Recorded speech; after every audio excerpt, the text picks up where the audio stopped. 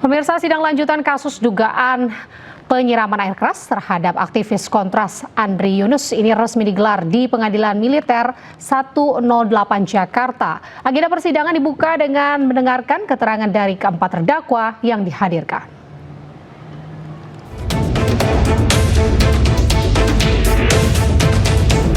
Dalam sidang, auditor militer mendalami motif para terdakwa melakukan penyiraman air keras terhadap aktivis Kontras Andri Yunus. Salah satu terdakwa Serda Edi Sudarko mengaku emosi setelah melihat video viral saat Andri Yunus menginterupsi rapat pembahasan revisi Undang-Undang TNI di Hotel Fairmont, Jakarta. Lalu kenal langsung kami tidak izin.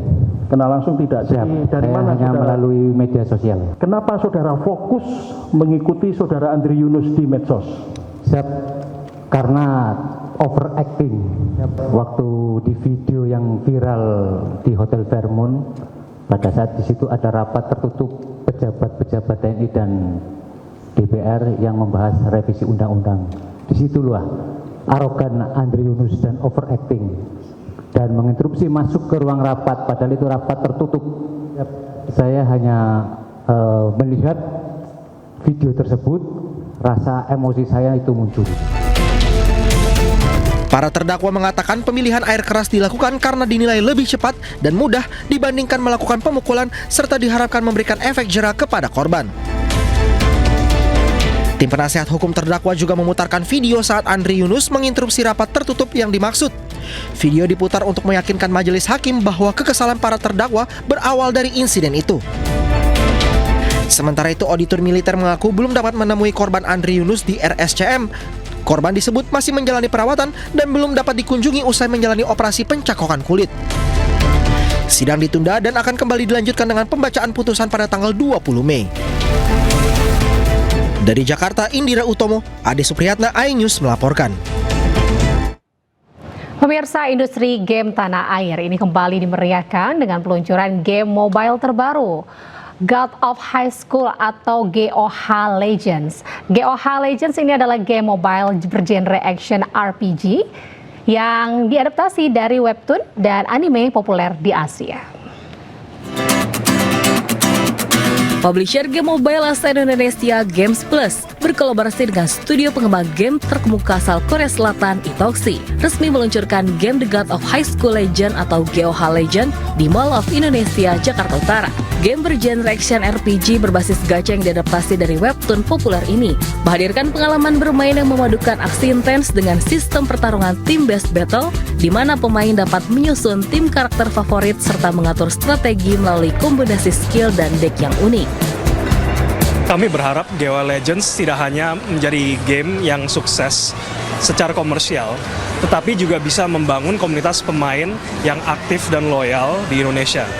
Dengan dukungan dari keluarga media dan digital kami yang lebih luas, kami optimis game ini dapat menjangkau lebih banyak pemain dan menjadi salah satu mobile game RPG terfavorit di Indonesia. Kita ingin selalu dekat dengan para komunitas game, kita ingin selalu merangkul semua komunitas game dari berbagai generasi. Kita mulai dari step situ dulu untuk saling berdiskusi dan saling memberikan feedback dari komunitas karena game itu datangnya dari gamer untuk gamer. Kehadiran games GOH Legend diharapkan dapat meraih kesuksesan besar di pasar domestik serta dapat membangun ekosistem game yang lebih hidup dan memberikan pengalaman bermain yang lebih seru dan menyenangkan. Together with Games Plus, we aim to build a strong and sustainable gaming experience for Indonesia. We will provide the good game titles to Indonesia with MNC Games Plus. Grand launching GOH Legend turut dimeriahkan dengan kehadiran deretan cosplayer terkenal dan penampilan dari 15 peserta yang bersaing dalam kompetisi cosplay yang memperebutkan hadiah hingga puluhan juta rupiah. Dari Jakarta, Selena Yahya dan Pandu Priyo, iNews melaporkan. Aplikasi Nusuk kerap jadi kendala jemaah haji Indonesia untuk masuk ke Raudhah. Petugas pun mencarikan untuk sedekah barcode. Informasi selengkapnya tetaplah di iNews Sore.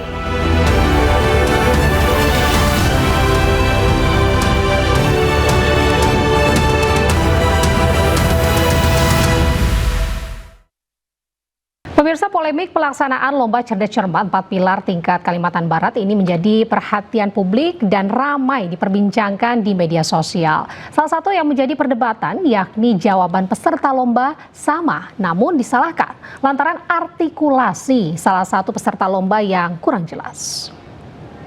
Oh baik, silakan. Tadi kami menjawabnya sama seperti Regu B. Sama. Silakan Dewan Juri untuk tanggapannya. Tadi disebutkan Regu C ya, itu pertimbangan dari DPD-nya tidak ada, DPR tadi. Ada. Tadi saya mengatakan seperti ini, anggota Badan Pemeriksa Keuangan dipilih oleh Dewan Perwakilan Rakyat dengan memperhatikan pertimbangan Dewan Perwakilan Daerah dan diresmikan oleh Presiden. Jadi Dewan Juri tadi berpendapat nggak ada itu Dewan Perwakilan Daerah. Kompetisi Lomba Cerdas Cermat 4 Pilar yang dinilai kontroversial lantaran terjadi perdebatan pada penilaian Dewan Juri. Salah satu yang menjadi perbincangan saat juri mempermasalahkan artikulasi peserta lomba yang kurang jelas. Kan sudah diperingatkan dari awal ya, artikulasi itu penting ya. Jadi biasakan menjawab itu dengan artikulasi yang jelas ya. Dewan Juri kalau menurut kalian sudah, tapi Dewan Juri menilai kalian tidak karena tidak mendengar artikulasi kalian dengan jelas, yaitu artinya Dewan Juri berhak memberikan nilai -5. Jadi sekali lagi kami peringatkan, artikulasi diperhatikan. Dalam momen tersebut, Dewan Juri hanya memberikan pembenaran kepada salah satu tim tanpa penjelasan yang dianggap transparan yang dinilai berpotensi mempengaruhi objektivitas hasil lomba. Hingga akhirnya Indra Wahyuni yang merupakan Kepala Bagian Sekretariat Badan Sosialisasi MPR RI sekaligus sebagai juri mempermasalahkan artikulasi dari salah satu peserta lomba dengan artikulasi yang kurang jelas dan dianggap salah oleh juri. Ibu mohon maaf, yang berhak menampilkan atau memprotes itu peserta. Guru pendamping tidak berhak. Bapak Ibu, tapi keputusan Dewan Juri bersifat final dan mengikat dan tidak dapat diganggu-gugat ya Ibu. Mohon maaf. Baik, kita junjung sportivitas untuk lomba ini, mohon diterima keputusan Dewan Juri.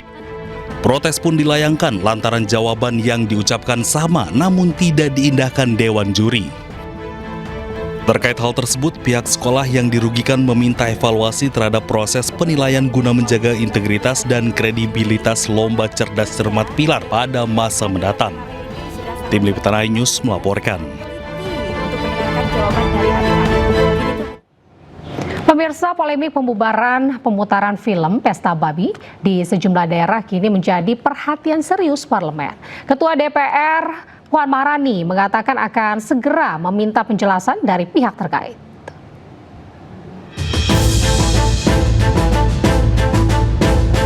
DPR RI angkat bicara terkait polemik pembubaran nonton bareng film Pesta Babi yang belakangan menjadi sorotan publik. Ketua DPR RI Puan Maharani mengaku telah mendengarkan adanya keresahan masyarakat terkait judul maupun isi film yang dinilai sensitif oleh sebagian kalangan. Dirinya menegaskan jika sebuah karya berpotensi menimbulkan kegaduhan, maka langkah antisipasi harus dilakukan sesuai dengan aturan yang berlaku. Puan juga mengatakan akan segera meminta penjelasan dari pihak terkait untuk menindaklanjuti penanganan pemutaran film itu di lapangan. Terkait dengan nobar yang sekarang sedang menjadi pembicaraan, memang yang saya dengar bahwa isi atau judul dari film tersebut tentu saja sensitif, dan apa isi dan isi filmnya itu saya juga tidak tahu, namun kami akan tindak lanjuti di DPR kalau memang itu kemudian membuat hal yang sensitif tersebut tidak baik di masyarakat. Tentu saja harus diantisipasi dengan baik juga, namun harus ditindaklanjuti sesuai dengan baik, dan karenanya kami juga di DPR akan meminta komisi terkait meminta penjelasan terkait dengan hal tersebut. Sebelumnya pembubaran nonton bareng film dokumenter Pesta Babi terjadi di berbagai daerah, terutama di lingkungan kampus. Film ini dinilai tidak sekedar dokumenter biasa, namun menjadi simbol perdebatan mengenai demokrasi, kritik sosial, dan kebebasan berekspresi. Tim Liputan iNews melaporkan. Pemirsa, Mahkamah Konstitusi menolak permohonan uji material pemindahan ibu kota negara dari Jakarta ke IKN. MK juga tegaskan Jakarta masih menjadi ibu kota negara sampai ada keputusan Presiden. Dalam pasal 9 ayat 3 U14 2025, menurut Mahkamah baru akan terjadi. Mahkamah Konstitusi menolak permohonan uji material Undang-Undang Nomor 3 Tahun 2022 tentang Ibu Kota Negara. Hal itu dinyatakan dalam sidang putusan di Gedung Pleno MK dan dipimpin langsung Ketua MK Soehartoyo. MK juga menegaskan saat ini Jakarta masih menjadi ibu kota negara. Menurut Hakim Konstitusi Adis Kadir, pemindahan ibu kota negara dari Jakarta ke IKN harus disertai dengan keputusan Presiden. Atas dasar tersebut, MK menilai permohonan pemohon tidak beralasan. Dalam konteks pemindahan ibu kota negara dalam Undang-Undang 2 tahun 2024 Junto Undang-Undang 151 tahun 2024 terdapat ketentuan mengenai pemindahan ibu kota negara Kesatuan Republik Indonesia, yaitu tergantung pada saat ditetapkannya keputusan Presiden mengenai pemindahan ibu kota negara Kesatuan Republik Indonesia dari Provinsi Daerah Khusus Ibu Kota Jakarta ke Ibu Kota Nusantara. Amar putusan mengadili menolak permohonan pemohon untuk seluruhnya. Demikian diputus dalam rapat permusyawaratan hakim oleh 9 hakim konstitusi yang nama-nama hakim dianggap diucapkan pada hari Rabu tanggal 29 bulan April tahun 2026 yang diucapkan dalam sidang pleno Mahkamah Konstitusi terbuka untuk umum pada hari Selasa tanggal 12 bulan Mei tahun 2026. Gugatan uji material terhadap Undang-Undang IKN dilayangkan oleh seorang warga bernama Zulkifli. Pemohon mendalilkan keberadaan sejumlah pasal dalam Undang-Undang IKN dan Undang-Undang DKJ bisa ditempatkan sebagai keputusan Presiden sebagai syarat konstitusi tentang peralihan ibu kota negara. Tim Liputan iNews melaporkan. Pemirsa, Kejaksaan Agung menyerahkan uang 10,2 triliun rupiah ke kas negara. 86.464 rupiah. Presiden Prabowo Subianto menghadiri acara penyerahan uang hasil rampasan perkara yang diusut Kejaksaan Agung. Total uang yang diserahkan pada tahap keempat ini sebesar 10,27 triliun rupiah. Presiden Prabowo Subianto mengapresiasi penyerahan uang itu dan menyebut rakyat Indonesia ingin melihat bukti dari kinerja pemerintah. Bapak Prabowo Subianto, kepada para penerima kami persilahkan kembali. 10 triliun. Saya juga dapat bisikan bulan depan akan ada penyerahan 11 triliun katanya. Ya.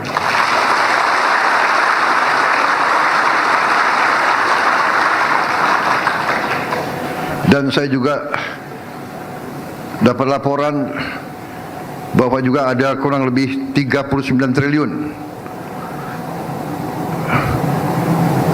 uang-uang yang tidak jelas, para koruptor atau para kriminal itu mungkin entah sudah lari dari Indonesia atau sudah meninggal. Pemirsa, Nadiem Makarim dituntut 18 tahun penjara. Jaksa meyakini Nadiem ini bersalah dalam kasus dugaan korupsi pengadaan laptop Chromebook. Menyatakan terdakwa Nadiem Anwar Makarim telah terbukti secara sah dan meyakinkan bersalah melakukan tindak pidana korupsi yang dilakukan secara bersama-sama sebagaimana diatur dan diancam pidana dalam pasal. Selain dituntut 18 tahun penjara, Nadiem juga dituntut membayar denda 1 miliar rupiah, subsidiar 190 hari kurungan. Mantan Mendikbudristek ini juga dituntut membayar uang pengganti total 5,6 triliun rupiah. Jaksa menyebut harta benda Nadiem bisa dirampas dan dilelang untuk menutupi uang pengganti. Dan jika harta Nadiem tidak cukup, diganti dengan pidana kurungan 9 tahun penjara. Nadiem mengaku kecewa dengan tuntutan jaksa.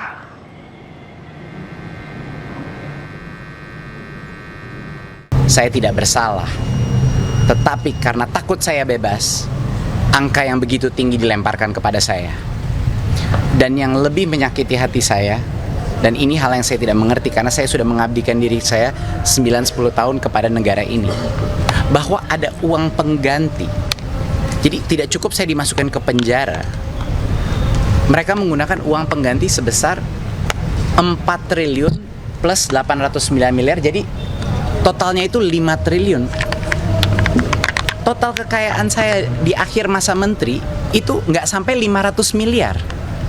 Dia menggunakan satu angka yang menjadi puncak nilai kekayaan saya pada saat IPO, cuman sekejap itu. Itu artinya kekayaan yang tidak real.